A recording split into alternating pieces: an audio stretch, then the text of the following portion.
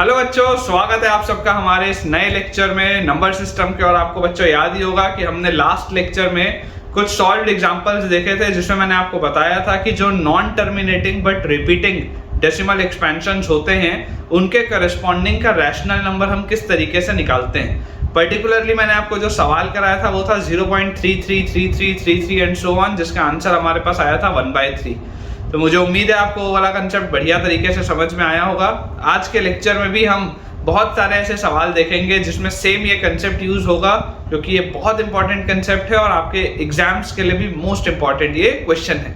अब देखिए बच्चों, अगर हम सॉल्व्ड एग्जांपल 8 से शुरुआत करें तो सॉल्व्ड एग्जांपल 8 में हमारे पास जो चीज दी हुई है वो क्या दिया हुआ है। क्वेश्चन मैं आपके लिए लिख देता हूं कि शो दैट, सवाल हमारे पास लिखा हुआ है show that 1.27272727 and so on. Show that this thing can be expressed in the form P by Q. This thing can be expressed in the form P by Q. Can be expressed in the form P by Q, where P and Q are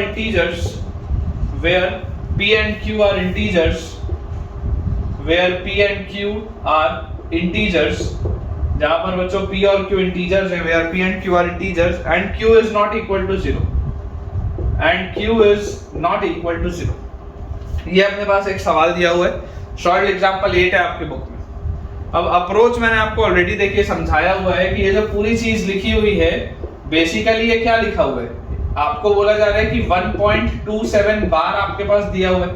अगर ये 27 के मैंने ऊपर बार लगाया मतलब 27272727 ऐसा चल रहा है ना। ये हमारे पास बेसिकली दिया हुआ है और इसके करस्पॉन्डिंग कौन सा P by Q rational number होगा ये हमको बताना है। ये हमारा क्वेश्चन। तो मैं आपको बोलता हूं कि आप इमेजिन करिए let x is equal to 1.272727 and so on. आपने x को मान लिया ये चीज। अब जैसे ही बच्चों आपने x को मान लिया 1.272727 एंड सो ऑन, तो इमेजिन करिए अब आपके पास लास्ट वाले लेक्चर में मैंने आपको क्या बताया था कि अप्रोच क्या होता है कि हम इसमें 10 से मल्टीप्लाई करें और आगे बढ़ के देखें क्या आता है। जैसे मैं इसको 10 से मल्टीप्लाई करूंगा तो मेरे पास आ जाएगा 10x। 10 से मल्टीप्लाई करते हैं 10x की वैल्यू देखिए क्या आ जाएगी, एक डेसिमल शिफ्ट होगा तो 12.7272727 एंड सो ऑन ये हमारे पास आएगा। अब पिछले सवाल में क्या हुआ था, पिछले सवाल में बच्चों जैसे ही मैंने इससे इसको सब्ट्रैक्ट किया था तो डेसिमल के बाद वाली जो पूरी की पूरी चीज है वो कैंसिल आउट हो गई थी। लेकिन अभी आपको अब सोचने की जरूरत है कि क्या इस क्वेश्चन में अभी डेसिमल के बाद जो लिखा है और इधर जो डेसिमल के बाद लिखा है वो सेम है क्या। तो सेम नहीं है। यहाँ डेसिमल के बाद 2 से शुरू हो रहा है, यहाँ डेसिमल के बाद 7 से शुरू हो रहा है। आप अगर सब्ट्रैक्ट करेंगे भी तो सेम चीज नहीं लिखी है। ऐसी परिस्थितियों में हमें क्या करना पड़ता है कि हमें एक बार 10 से और मल्टीप्लाई करना है। इमेजिन करिए अगर इस पूरी चीज को मैं एक बार 10 से और मल्टीप्लाई करूं तो मेरे पास क्या आ जाएगा 100x इज इक्वल टू, जैसे मैं 10 से फिर मल्टीप्लाई करूंगा तो 100x will be equal to 127.272727 and so on. ये चीज हमारे पास आएगी। अब ये करने से फायदा क्या है। ये करने से बच्चों फायदा ये है कि अगर ये इक्वेशन 1 था, ये इक्वेशन 2 था और अगर ये इक्वेशन 3 था तो आप जरा ध्यान से सोच के देखिए कि इक्वेशन 3 में से अगर हम इक्वेशन 1 को सब्ट्रैक्ट करें, इक्वेशन 3 में से अगर हम इक्वेशन 1 को सब्ट्रैक्ट करें तो इक्वेशन 3 में भी डेसिमल के बाद सेम चीज लिखी है 272727। इक्वेशन 1 में भी डेसिमल के बाद सेम चीज लिखी हुई है 272727। इसका मतलब जैसे ही आप सब्ट्रैक्ट करेंगे तो डेसिमल के बाद वाली चीज कैंसिल आउट हो जाएगी। पर्पस क्या होता है, पर्पस होता है डेसिमल के बाद वाली चीज को हटाना, क्योंकि आपको रैशनल नंबर बनाना है। तो रैशनल नंबर में तो डेसिमल्स होते नहीं, रैशनल नंबर में तो P by Q का फॉर्म होता है और P और Q दोनों इंटीजर्स होते हैं, डेसिमल तो नहीं होते उसमें। तो इमेजिन करिए अपने माइंड में एकदम क्लियर होना चाहिए पर्पस मेरा क्या है। पर्पस ये है कि मुझे ऐसे दो इक्वेशंस को सब्ट्रैक्ट करना है जिससे कि डेसिमल के जो बाद वाली चीज है वो पूरी की पूरी कैंसिल आउट हो। ठीक है, तो यहाँ पर बच्चों अगर आप ध्यान से ऑब्जर्व करेंगे तो देखिए इक्वेशन 3 में से इक्वेशन 1 को मैं जैसे ही सब्ट्रैक्ट करूं तो 100x में से x सब्ट्रैक्ट होगा, 100x में से x सब्ट्रैक्ट होगा। और यहाँ पर देखिए 127.272727 है और यहाँ पर 1.272727 है। तो जरा आप अगर ध्यान से सोचेंगे तो देखिए ये डेसिमल के बाद वाली तो पूरी चीज कैंसिल आउट हो रही है। 127 में से 1 गया तो 126 बचेगा मतलब कि 99x की वैल्यू अपने पास आ रही है 126 और x की वैल्यू अपने पास आ जाएगी 126/99, 126/99। ये अपने पास बच्चों चीज आती है। क्लियरली देखो मुझे दिखाई दे रहा है कि ये 9 से बेटा डिवाइड हो रहा है। देखो अगर आप ध्यान से देखोगे 9 से डिवाइड हो रहा है, 9 1 से 9 होता है, फिर 36 तो 9 4 से 36 और नीचे 99 है तो 11। तो आपके पास जो रैशनल नंबर आया वो रैशनल नंबर क्या आ गया 14/11। रैशनल नंबर आपके पास क्या आ गया 14/11। मतलब कि ये जो 1.27 बार लिखा हुआ था इसके करस्पॉन्डिंग का रैशनल नंबर क्या होता है 14/11 होता है, जिसका एक मतलब और ये होता है कि ये तो आपका आंसर आ चुका है, लेकिन इसका एक मतलब और ये होता है कि अगर आप कभी 14 को 11 से डिवाइड करेंगे तो जब आप प्रोसेस करेंगे ना पूरा डिवीजन का, तो ये जो क्वोशिएंट आएगा ये आपके पास बनेगा 1.272727 एंड सो ऑन। ये चलता रहेगा। करके देखिएगा घर में खुद से, रफ पेज में इसको करके देखिएगा और मुझे बताइएगा कमेंट सेक्शन में कि ये चीज आपने ऑब्जर्व करी या नहीं। बिल्कुल ही बच्चों सेम कंसेप्ट का हमारे पास अगला सवाल भी दिया हुआ है। अगर हम सॉल्व्ड एग्जांपल 9 की बात करें, बिल्कुल सिमिलर कंसेप्ट, बिल्कुल सिमिलर कंसेप्ट। सॉल्व्ड एग्जांपल हमारे पास 9 में लिखा हुआ है शो दैट अब इसमें हमारे पास क्या लिखा है 0.235 और उसके बाद दोबारा 35 फिर 35 एंड सो ऑन। ये जो चीज लिखी है can be expressed show that this thing can be expressed in the form p/q, expressed in the form p/q, can be expressed in the form p/q where p and q are integers, where p and q are integers, where p and q are integers and q is not equal to 0, where p and q are integers and q is not equal to 0। ये अपने पास देखिए सवाल है।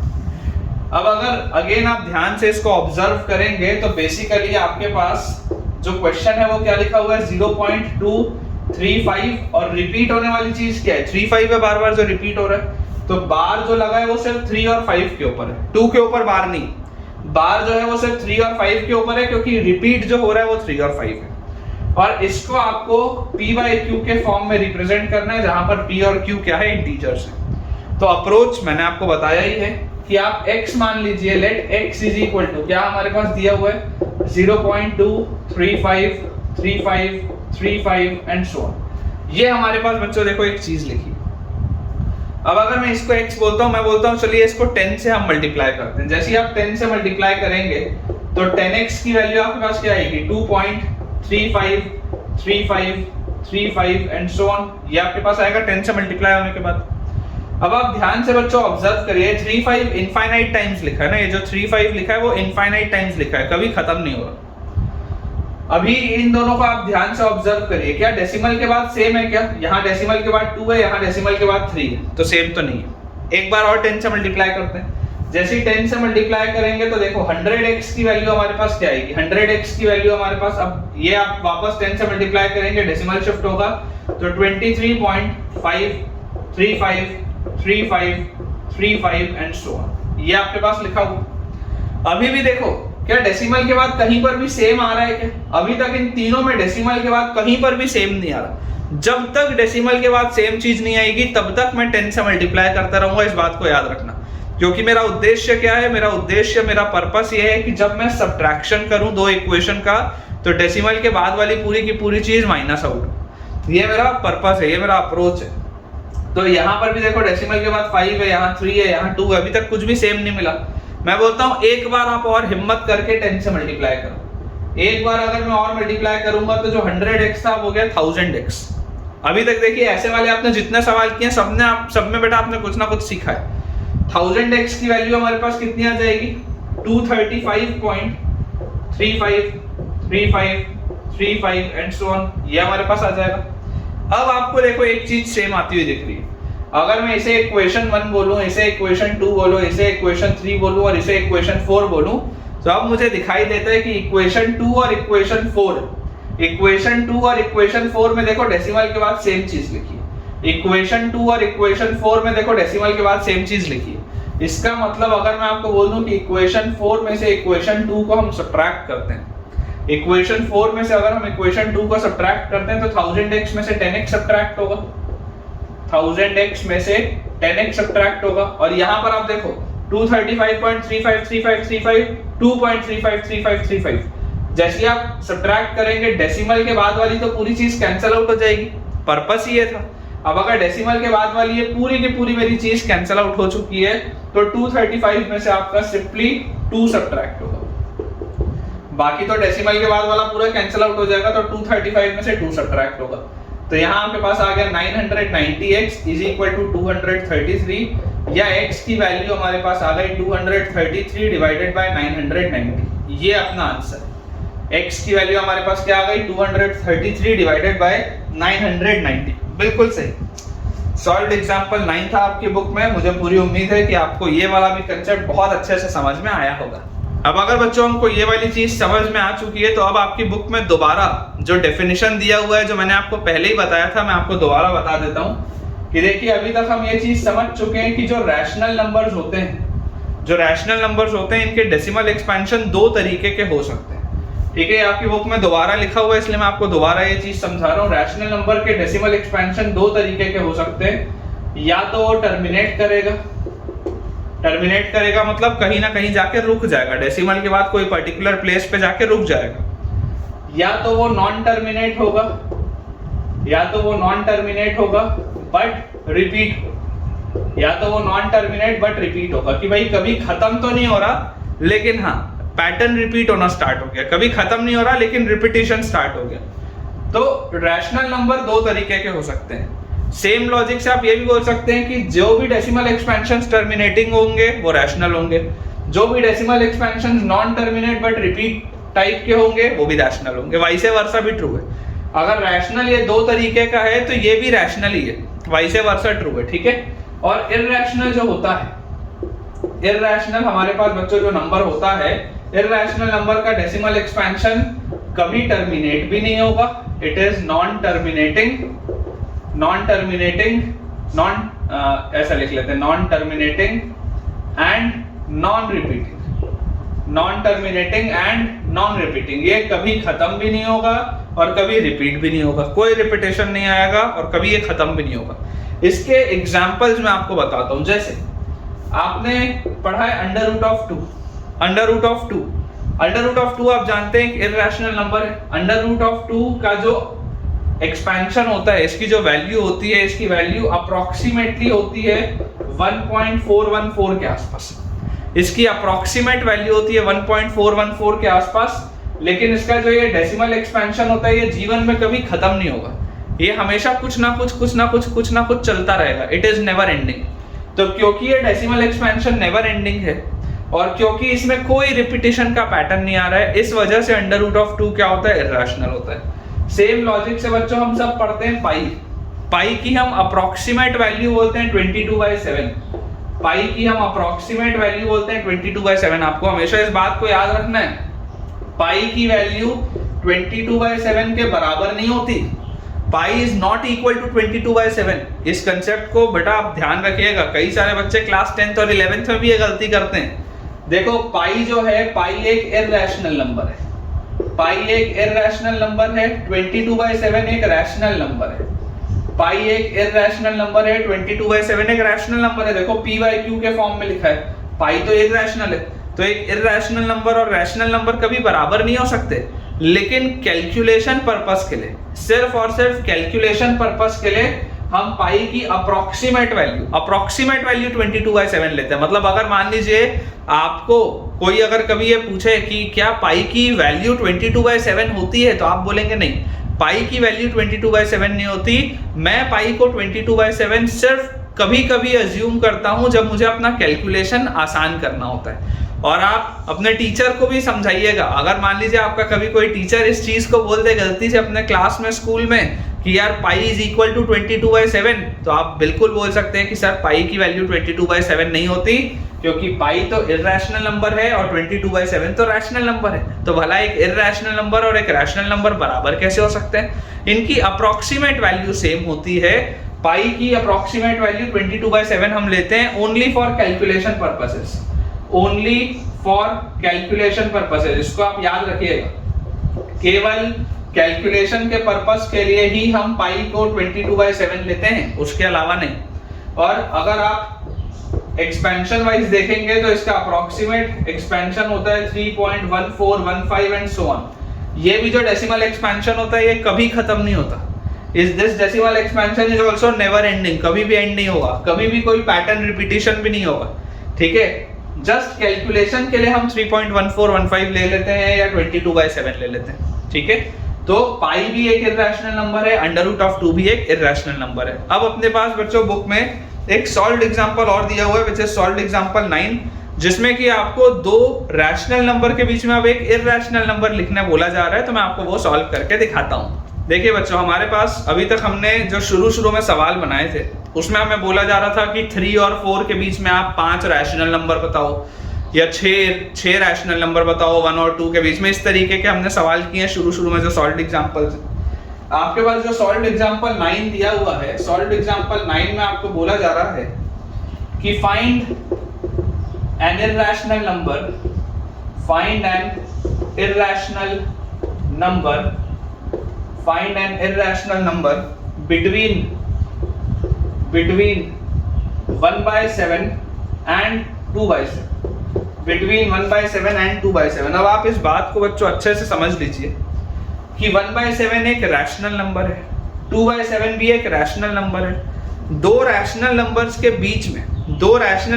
बीच में number line में infinite rational numbers भी होते हैं, इनफाइनाइट इररेशनल नंबर्स भी होते हैं। मतलब मैं आपको ये समझाना चाह रहा हूं कि अगर आपके पास ये नंबर लाइन है और इस नंबर लाइन में मान लीजिए यहाँ पर 0 लिखा है, यहाँ पर 1 लिखा है, इमेजिन करिए यहाँ पर कहीं पर 1/7 है, यहाँ पर कहीं पर 2/7, तो ये 1/7 और 2/7 के बीच में भी ना, 1/7 और 2/7 के बीच में भी infinite rational and irrational numbers मौजूद होंगे। Infinite rational and irrational numbers present, rational and irrational numbers are present, infinite numbers present होते हैं बच्चों नंबर लाइन में, रैशनल और इररेशनल इनफाइनाइट नंबर्स मौजूद होंगे, ठीक है। इस बात को आप क्लियर रखिए। आपको तो केवल एक नंबर बताना है, आपको केवल एक इररेशनल नंबर बताना है। तो देखिए, अगर आप 1/7 को देखेंगे कि 1/7 क्या आता है, ठीक है, आपकी बुक में दिया हुआ है, आप देख भी सकते हैं, डिवाइड भी करके देख सकते हैं। मैंने लास्ट लेक्चर में आपको बताया भी था 1/7 का जो डेसिमल एक्सपेंशन होगा वो होगा 0.142857 बार, ठीक है। ये लास्ट लेक्चर में मैंने आपको बताया था, एक बार चेक कर लेता हूं सही है या नहीं। बिल्कुल ठीक है, 0.142857 बार ये 1/7 का डेसिमल एक्सपेंशन है। आपको पता है रैशनल है, तो रैशनल का डेसिमल एक्सपेंशन या तो टर्मिनेट होगा या नॉन टर्मिनेट बट रिपीट होगा। तो आप देख सकते हैं कभी टर्मिनेट तो नहीं होगा, लेकिन क्योंकि बार लग गया है तो रिपीटिशन स्टार्ट हो जाएगा। एंड सिमिलरली अगर आप 2/7 निकालेंगे तो 2/7 का बच्चों जो आपके पास डेसिमल एक्सपेंशन आएगा, 2/7 का डेसिमल एक्सपेंशन भी आप करके देख सकते हैं, अदरवाइज आप यहां से भी देख सकते हैं। देखिए, इस पूरी चीज को अगर मैं 2 से मल्टीप्लाई करूं, 1/7 को 2/7 लाने के लिए आपको क्या करना पड़ेगा, इस पूरी चीज को आपको 2 से मल्टीप्लाई करना पड़ेगा। जैसे ही आप इस पूरी चीज को 2 से मल्टीप्लाई करेंगे तो देखिए 7 जब 2 से मल्टीप्लाई होगा तो 14 कैरी 1, फिर 2 जब 5 से मल्टीप्लाई होगा तो 10 और 1 11 1 कैरी 1, 2 जब 8 से मल्टीप्लाई होगा तो 16 और 1 17 तो 7 कैरी 1, फिर 2 जब 2 से मल्टीप्लाई होगा तो 4 और 1 5 और उसके बाद 2 और 8, ये आपके पास आएगा 0.285714, ठीक है। आप करके देख लीजिएगा, ये आपके पास चीज आएगी। मैंने तो सिंपली क्या किया, 2 से मल्टीप्लाई करके ये लिख दिया, क्योंकि 1/7 को अगर 2/7 बनाना है तो 2 से मल्टीप्लाई करना पड़ेगा, तो मैंने 2 से मल्टीप्लाई करके ये लिख दिया। मतलब जो मुझे समझ में आता है, मतलब मुझे ये समझ में आता है कि ये अप्रोक्सीमेटली 0.14 के करीब है और ये अप्रोक्सीमेटली 0.28 के करीब है। ये बात मुझे समझ में आती है कि ये अप्रोक्सीमेटली 0.14 है, ये अप्रोक्सीमेटली 0.28 है। तो जरा सोच के बताओ 0.14 और 0.28 के बीच में कितने रैशनल नंबर होंगे, इनफाइनाइट। कितने इररेशनल नंबर होंगे, इनफाइनाइट। 0.14 और 0.28 के बीच में भी कोई भी दो नंबर्स के बीच में infinite rational and irrational numbers मौजूद होते हैं। तो अगर मान लीजिए मुझे इनके बीच में केवल एक इररेशनल नंबर बताना है तो क्या मैं ये लिख सकता हूँ क्या 0.15015001500 एंड सो ऑन। कोई पैटर्न नहीं है, ये कोई भी पैटर्न नहीं है, ये कभी टर्मिनेट नहीं होगा, कभी खत्म नहीं होगा और कोई रिपीटिशन हो ही नहीं रहा, कोई रिपीटिशन नहीं हो रहा। ऐसा तो नहीं है कि बार बार एक ही एक जीरो लिखा हुआ है, एक जीरो फिर दो जीरो फिर तीन जीरो, तो रिपीटिशन भी नहीं हो रहा। ये मैंने नंबर इसलिए लिखा क्योंकि आपकी बुक में भी यही नंबर लिखा है तो समझाने के लिए मैंने लिखा है। अदरवाइज आप इसको ऐसा भी लिख सकते हैं 0.151111, ठीक है। और उसके बाद ये 151 था, फिर 1511 था, फिर 151111, फिर 15 1 2 3 4, इस तरीके से भी आप लिख सकते हैं। देख लीजिए यहाँ पे एक बार एक है, फिर दो बार एक है, फिर तीन बार एक है, फिर चार बार एक है, फिर पांच बार आपके पास एक आएगा, इस तरीके से। तो ये भी जो आपके पास है ये भी एक इररेशनल नंबर है, ठीक है ना। तो infinite rational and irrational numbers होते हैं, ये बात हमें पता होनी चाहिए। आज के लिए इतना ही रखते हैं। एक्सरसाइज 1.3 अगले लेक्चर में बच्चों देखेंगे। मुझे उम्मीद है कि आपको आज का लेक्चर बहुत बढ़िया तरीके से समझ में आया होगा, आपके कंसेप्ट्स भी क्लियर हुए होंगे। तो इसी तरीके से पढ़ाई करते रहिए, मेहनत करते रहिए। मिलते हैं आपसे अगले लेक्चर में। और अगर आपको बेनिफिट हुआ है आज के लेक्चर से तो अपने सारे फ्रेंड सर्कल में जितने भी बच्चे अभी क्लास 9th और क्लास 10th में पढ़ रहे हैं और जो मैथ्स में डिफिकल्टी फेस करते हैं, उन्हें इस चैनल को रेफर करें ताकि उन सबकी पढ़ाई बहुत बढ़िया तरीके से हो पाए। Thank you.